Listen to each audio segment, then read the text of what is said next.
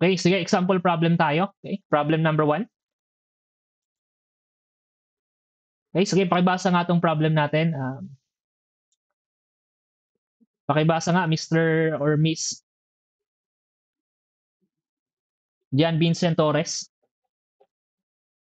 Can you please read problem number 1? Read ako, sir. Yes. Pero meron kang feedback or echo. For example, number one, problem 1, sir. For the truss in previous problem, design lengths, diagonals, and top chord numbers group D, E, F, and G using W12 sections A36 steel and LFD. Assume K equals to 0.9 and all joints are adequately supported. So, in load yourself 270 kilonewtons, ignore self-weight of thrust. So, determine the actual force on group D. B is what is the governing slenderness ratio. Find the design compressive strength of the section in kilonewton. And what is the corresponding demand capacity ratio? Okay, sige.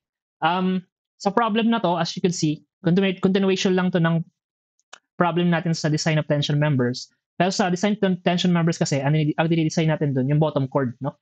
Yung bottom chord, which is common sense yun, those are under tension. Now, in opposite, no? Kung gusto nating kunin yung compression members, that would possibly yung, and obviously based dun sa given loadings natin, direction ng loadings natin, would be the top chord, no? And itong end diagonals and some of the web members. Okay? So, sa problem na to, i-design daw natin yung group D, okay?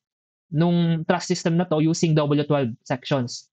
Okay? And binigay din yung value ng K, even yung loads which is symmetrical. Okay? So, isa-isay natin no, yung mga pinapahanap on this problem. Okay? So, by the way, anong type of problem to? Design type ba to or investigation type? Just to no? Just to check. Design type or investigation type? Design type po, sir. Yes, tama, design type. So, dahil given yung load, no? Given yung load, hahanapin mo yung appropriate section. Okay? Tayo magdi-decide so magdi-design tayo. Okay? Sige, kunin natin to. Okay? Tapos solve natin sa OneNote.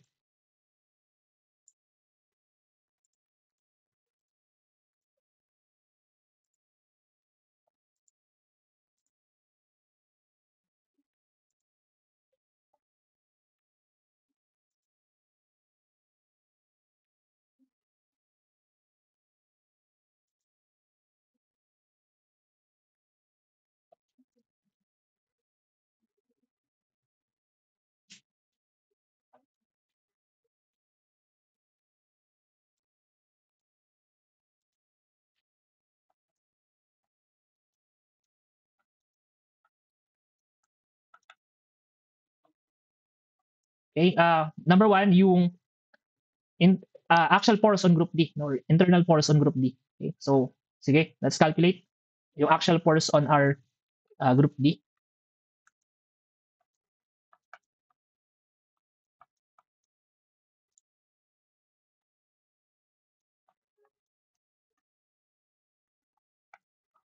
Okay? If we would investigate our given truss system, ganun pa din, no? We have a symmetrical load. And I think, no, everyone would agree by symmetry, no? The reaction on both ends, okay? The reaction at both ends, which is the vertical reaction, would be just the the total load PU, okay? Divide 2. Okay? So we could say na by symmetry,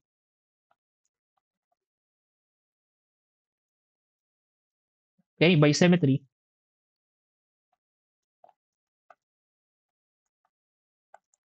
the reaction R, okay, vertical reaction, okay, is simply equal to the load PU, which is on this case, given na, no, yung factor load na to, okay, naka-apply na yung load factor, 270 kilonewton, okay, 270 kilonewton, okay, multiplied by the total number of load PU applied, so we have 5, okay, multiplied by 5, okay, divide 2, okay, para makuha mo yung vertical reaction at 1 support, no? So meron tayong vertical reaction which is yung R equal to Okay, ilan to?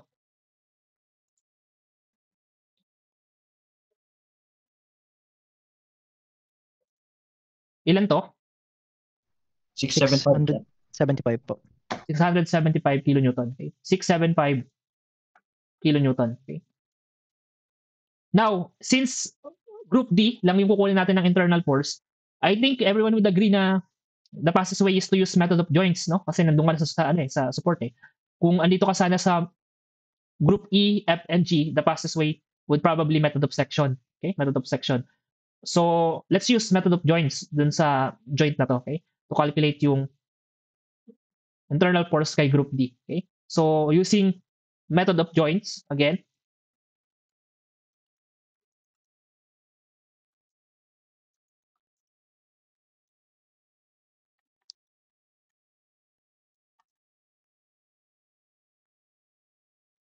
okay, draw natin yung pre-body diagram natin. So, we would have the upward reaction, which would be resisted by this end diagonals, which is obviously downward, no? And let's say this is our member, no? Internal force, group D, okay? And then this would be resisted, no? Itong ating bottom chord dito na member, okay? So, huwag natin lagyan ng value kasi hindi naman natin kailangan yan. And then we have this slope here, okay, na rise and run, okay? So yung rise natin is 4, yung run natin is ito, which is 3 meters, okay? Which is actually which is actually 3-4-5 triangle, okay? 3-4-5 triangle, okay? So again, no, method of joints tayo using the first set of equation. Pinakamabilis diyan is yung summation forces vertical, okay, to calculate yung internal force F sub D. We would have reaction which is positive kasi going up minus yung force internal force F sub D, okay? Multiplied multiplied by since vertical to, no? Vertical. So that means it's 4/5, okay? Okay? Is equal to 0, okay? Now, simplify natin to by plugging in yung value ng reaction, okay? Ito, okay? On this equation, okay? And then we would have the value of for group D, no? F sub D. So ilan to?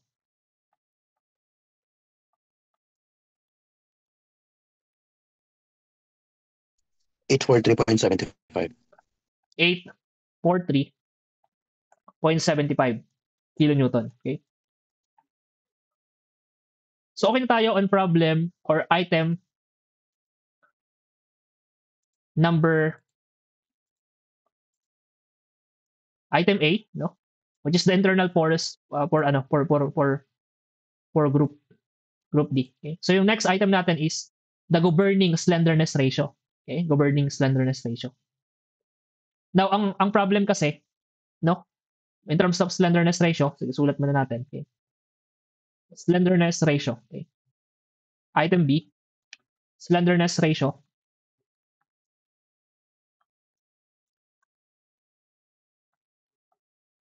with formula KL over R. Okay? Ang problem dito sa given natin or sa problem natin, design kasi to, no? And wala tayong given section properties kasi nga tayo magdi-dictate kung anong gagamitin natin. Sabi sa problem, W12. Okay? W12. So, siguro for the sake of uniformity with the other section, let's try to use the same section that they've used. So, let's try to check yung section W12. Okay? Limited lang tayo sa section na to by 35. No? By 35. So, let's try W12 by 35. So, obviously, kailangan natin ng section properties, no? Which is kukunin natin sa database, section database. So, I would ask for your help, no? On providing the information. So, for example, no, ano ba yung ating area gross? Okay? Next, ano ba yung ating radius of gyration at x direction? And ano ba yung radius of gyration natin at y direction? Okay? Okay? For this given section na we would try to use on our design. Okay? Sige. Ano yung area gross natin, no, for this given section?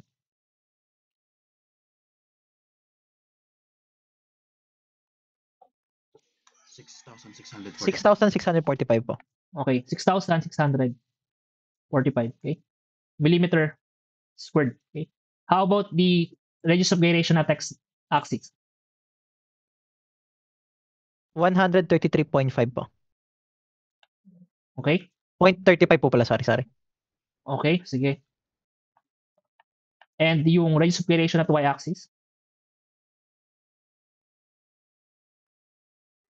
39.12 po. Okay? Sige. Okay? So meron na tayong radius of gyration ngayon. Okay? Pero based dun sa na-discuss natin, no, ano ba yung mag-govern sa dalawa? Okay? Yung Rx ba or yung Ry? Okay? Just to check lang yung understanding nyo.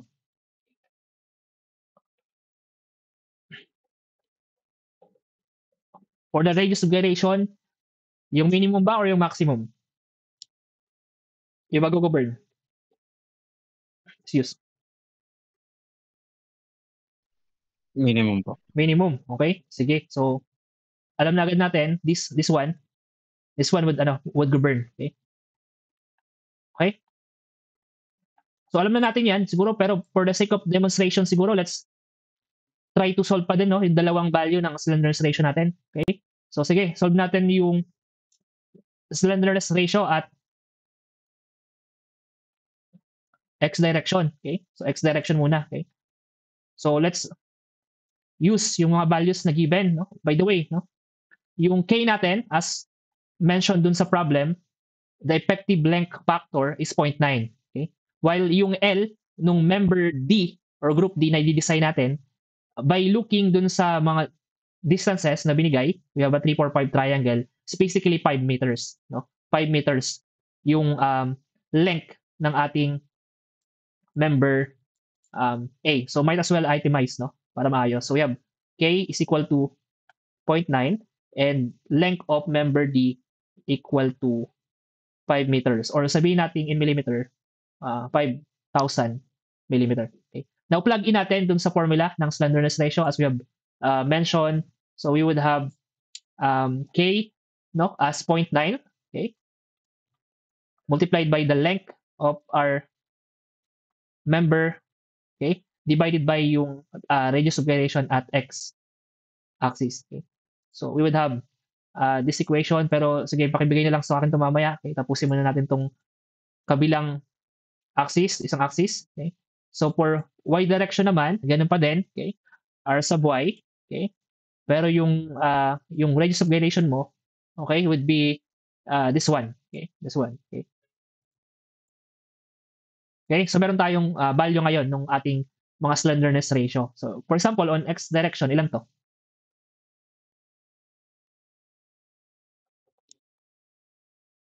Okay, ilan to? 33.75. Okay, 33.7, hindi. Bigyan niyo ako ng 5 decimal place kasi hindi ito yung final answer eh. Gagamitin pa natin. 0.74578 po. 4,5,7,8, tama ba? 78 po. Yes po. Okay, sige. How about itong y direction? 115.0306. 115.03 03. 0 6. 6. Ano kasunod? 7. 7. 7, okay. Sige. By the way, by comparing yung dalawa, okay? Alam mo na kagad na yung mag-govern yung mataas na value ng slenderness ratio. Okay? Which is, yun nga, galing nga dito. Okay? So, actually, kahit hindi mo na i-calculate yung R sub x, no? Kasi matik to, alam mo na no? Ito yung mag-govern. Okay? By the way, we don't need to, since we're doing a design type of problem, hindi natin dapat i-ignore yung limit ni code. As per code kasi, 'di ba? For compression members, dapat daw hindi ka lalampas by 200. Okay? Yung slenderness ratio ng compression member mo. And as you could see here, this one is actually less than 200. So meaning okay yan, no? Kung yan yung gagamitin natin, pero hindi naman yan yung gagamitin natin. Itong mataas na value. So itong actual slenderness ratio natin, no, ng compression member natin, based dun sa section ng mga ginamit natin, no, and mga parameters natin, is also less than 200. So, ibig sabihin, okay, no, okay yung design natin kasi within ano tayo, no, within the ano tayo, suggested limit, okay, suggested limit. Okay, so in-emphasize ko lang, okay, in-emphasize ko lang yan, okay. Sige, so meron na tayong sagot dun sa governing slenderness ratio, which is itong value na to. Okay?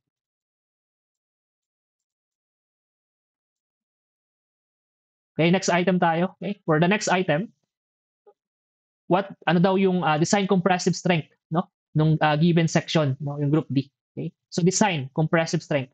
So okay yun, no? Ibig sabihin we're using ano, no? LRFD. Okay? So design compressive strength.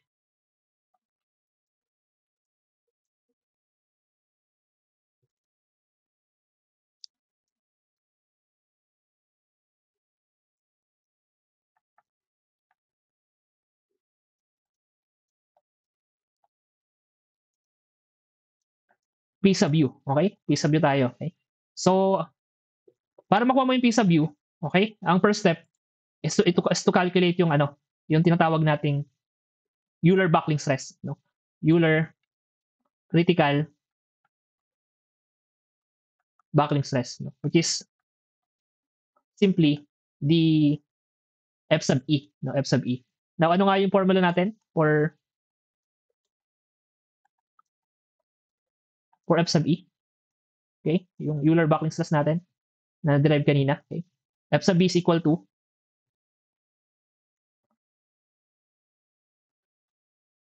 pi squared, okay? E, okay? Over the slenderness ratio, yung nag-govern, KL over R, okay? Squared. Okay? So plugging in yung ating sa equation natin, yung mga given, okay? So F sub E natin ngayon is as simple as pi squared, okay? Pi squared E, or the modulus of elasticity, that is 200 GPa, gawin nating MPa para Newton millimeter squared. Okay? Divide natin by the governing, no, slenderness ratio, yung KL over R, no? So kunin natin dito sa taas. Okay? Ito yung nag-govern sa atin na slenderness ratio. Then squared. Okay? Squared daw 'yon. Okay? Okay? Squared. So meron tayong value ng ano, ng F sub E. Okay? Which is equal to ilan to? 149.177. 149.77 20 po. 20. Okay, sige. MPa. Okay? MPa. Now, okay na tayo sa tinatawag nating Euler critical buckling stress, no? Euler critical buckling stress. The next step is to calculate na yung ano, yung what we call the flexural buckling stress, no? Flexural buckling stress. And flexural buckling stress, as per NECP, no, are flexural buckling stress, which is the F sub CR, no?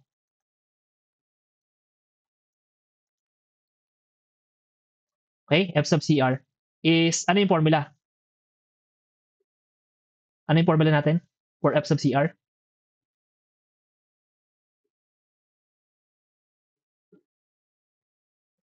Okay, so nalito kayo, no? Kasi nga, dalawa yan, no? Dalawa yan. Dapat alamin mo muna kung elastic ka, no? Elastic buckling ka or inelastic buckling. Kasi yung dalawang buckling type na to, may separate formula sila ng F sub CR. Okay? So dapat mong malaman kung saan ka ba magpupol. Okay? So inelastic buckling. So yun yung kailangan nating i-determine muna, no? Saan ba tayo magpupol? Okay? So ang sabi natin, to check kung nasaan tayo dito, no? Nasaan ba tayo diyan, is to use yung tinatawag nating mga threshold. Okay? Mga threshold. Okay? And then kung pag-usapan natin yung threshold, okay? Pwede kang pumili kung magbe-base ka sa slenderness ratio or dun sa stresses. Okay? So, applying threshold, okay, based dun sa column strength curve, okay, na pinakita natin kanina. Yung equation natin for threshold ng slenderness ratio, that is 4.71, is square root of E over Fy. Okay? Ito yung threshold. Okay? So, kunin natin to, yung value na yan, 4.71. Okay? Substitute natin yung value ng E, okay, or modulus of elasticity. That is 200,000, okay, para maging MPa, okay, from GPa. F sub Y, no, yields strength ng bakal. Okay, ano ba yung pinapagamit sa atin dito on our problem? Sabi gamit ka ng 836, so meaning that is 248. Okay, 248. So, pakisimplify itong equation natin. So, we would have value ng ating threshold equals to 133.7550. 133.7550 01. 01. Okay? So, ito yung threshold natin. Okay? Now, the thing is, kailangan mo siyang i-compare with the actual slenderness ratio na nag-burn. Okay? And yung actual na nag-burn is itong 115. Okay? 115. Okay? Okay? So, by the way, ano yung relationship nila? No? So, ano ba yung relationship nila? So, going back doon sa slide, okay? Going back doon sa slide, if we would check again yung ating slide, okay? For elastic and inelastic buckling. Ang sabi, kapag daw yung for the under inelastic buckling, kapag daw yung actual slenderness ratio mo is less than the threshold, matik yun, you are inelastic buckling. So check na natin. Otherwise, yung kabaliktaran, elastic buckling. Okay? Actual is less than threshold. Okay? Actual is less than threshold. So this is the threshold. This is greater than, no, the actual slenderness, or the actual slenderness is less than the threshold. Okay? So meaning lumalabas dito, no, na meron tayong conclusion. Okay? We could say na therefore we are under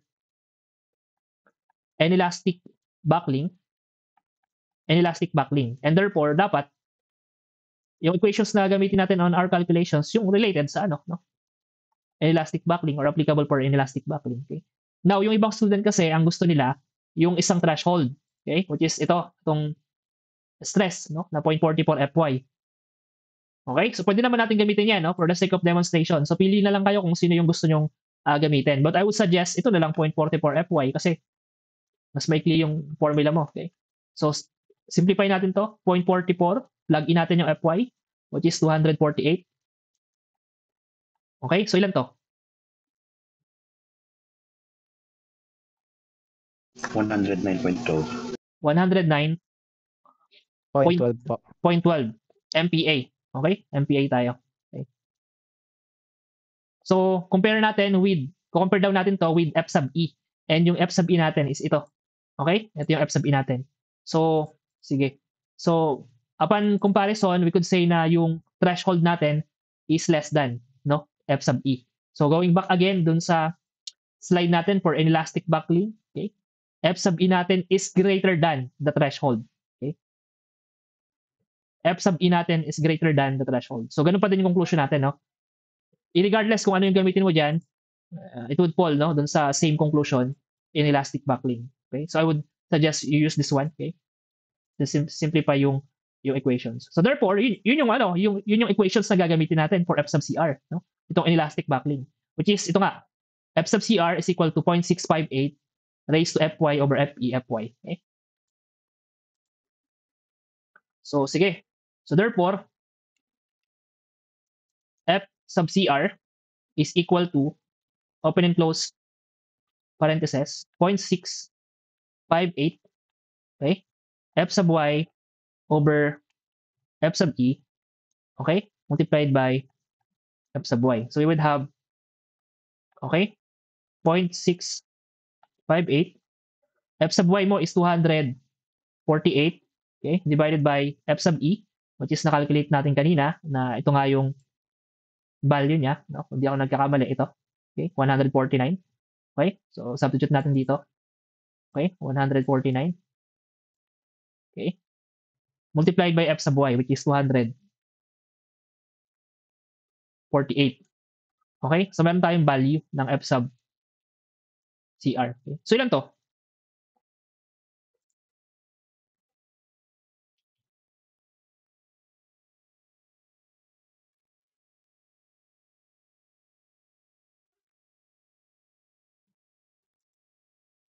One hundred 123.66900. 0.66900. Okay? Sige. MPa. Okay? Sige. So ngayon, meron na tayong F sub CR. Okay? So yung sa pinaka-final formula natin, okay? I think alam nyo na yun, no? For the nominal strength, no? Pero mag-specific tayo, nominal compressive strength. No? Nominal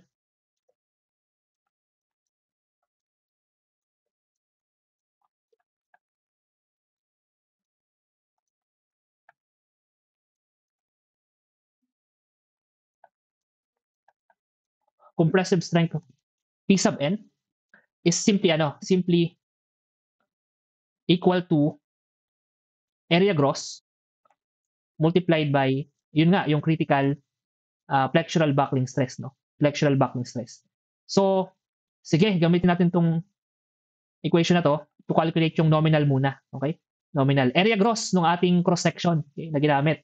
Okay? So going back dun sa mga parameters natin, so we would have 6,645, okay, for the area gross. Okay? Okay. Multiplied by yung F sub CR natin, okay, which is ito.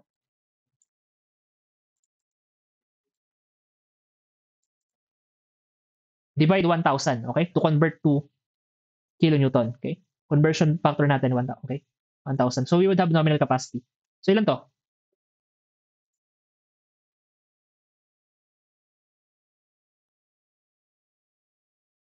Okay, ilan to? 821.78050. Point 78050. 050, okay? Kilonewton, okay? Sige. So ito na yung nominal compressive strength natin, okay? Ang hinihingi ka sa problem is I think the design compressive strength, no? Design. So yun nga, that is no? The design compressive strength, obviously, okay? Design compressive strength pala yung hinahanap. So we would have P sub U, okay? We need P sub U, okay? So P sub U. And P sub U, okay, is simply for LRFD, that is simply P sub C times the nominal capacity, okay? Now, remember, kapag compressive strength ka, yung P sub C mo, okay, sabi natin, somehow similar with yielding, okay? And then ito yung value ng P sub N natin, okay? Plug in natin dito. Meron tayong design compressive strength, okay? Which is the P sub U. Okay? So ilan to? 739.06245. 739.60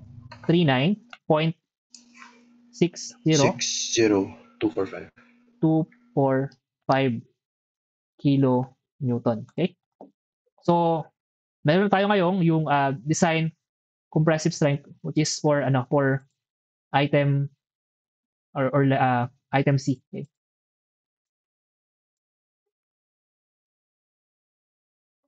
Okay? Sige. And lastly, ano ba hinihingi? Item D, what is the corresponding demand capacity ratio? Kasi nag-design tayo, di ba? So, meron tayong DCR na pwedeng gamitin. Okay? So, sige, no? Check natin yung DCR natin para malaman natin kung pasado ba tayo or hindi. Okay?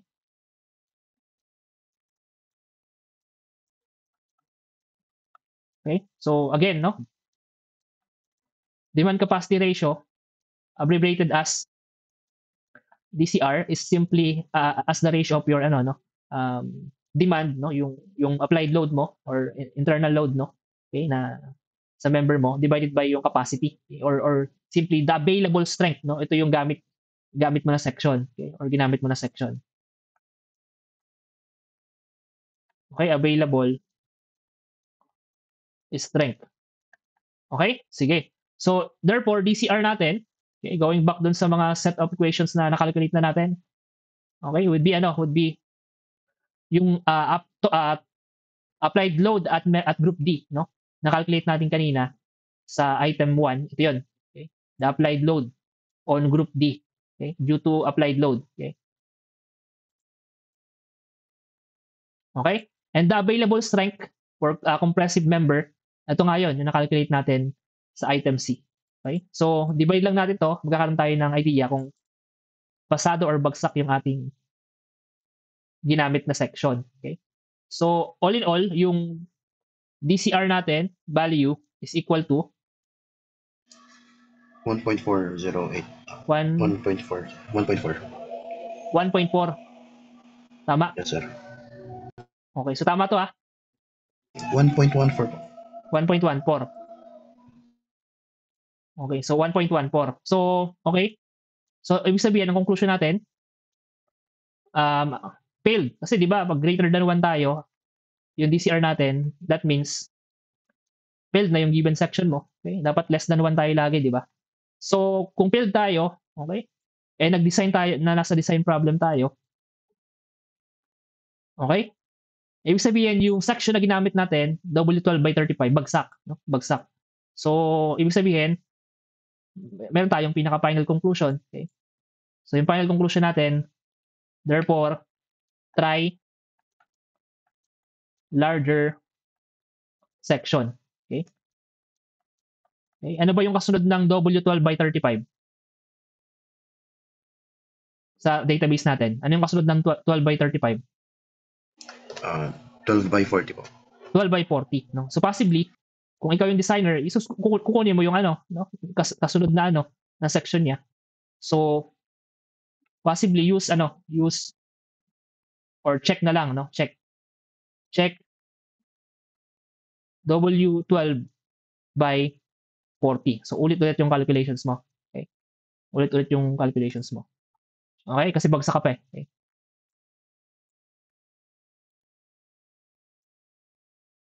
Okay? So yan, basically, ito yung design ng pinaka-takeaway natin dito sa problem na to is paano mag-design ng compression members. And yun nga, paano gamitin yung mga rest of the equations natin, no? On compression members. Ang medyo tricky lang naman dito is yung formula ng F sub CR, no? Kailangan mo kasing malaman kung elastic or inelastic buckling ka ba, no? Which is possible siya by using threshold. Okay? By playing with your threshold, you would have an idea kung inelastic buckling ka. Which is on our case, nag-fall tayo sa inelastic buckling. So yung F sub CR natin is naka-base para sa inelastic buckling, which is ito. Okay? And then we could now use itong mga set of formula na na-explain naman na natin. Okay? Okay? So, any questions or clarifications for this, for example, problem number 1? Meron ba? Sir, dun po sa slenderness ratio po. Yes, sige. Paano kung consequence kung mas malaki sa 200? Okay, sige. Yan ang gusto kong tanong no? So, kung mas malaki sa 200, itong ginamit mong section, di ba? Kasi yung L, hindi mo na mabago yun eh. Nasa problem na yung L, di ba? So, most likely, ang makakontrol mo lang, yung section na gagamitin mo, which is, dependent kasi yung formula mo sa radius of gyration. So, ang pinakamagandang gawin mo, no?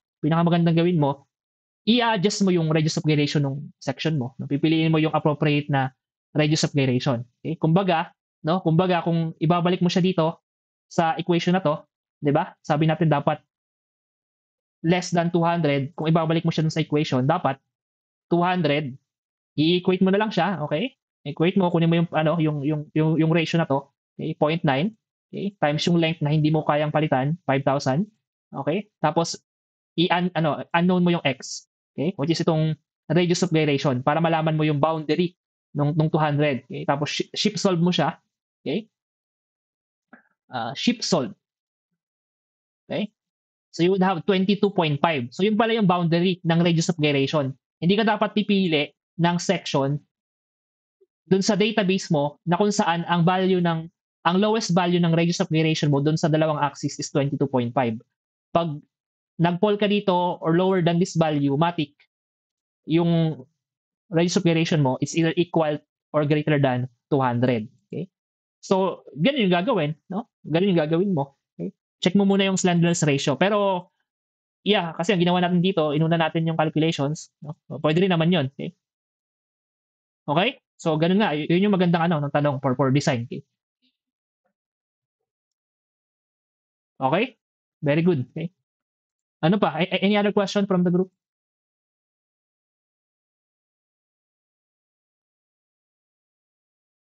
Okay, sige. I think wala na, no? Let's proceed sa next problem.